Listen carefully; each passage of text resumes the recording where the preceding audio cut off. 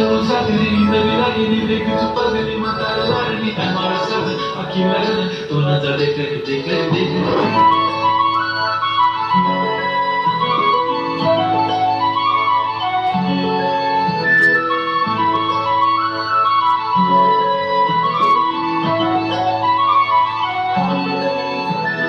छनछनन मैजण चांदीचा कमरबंद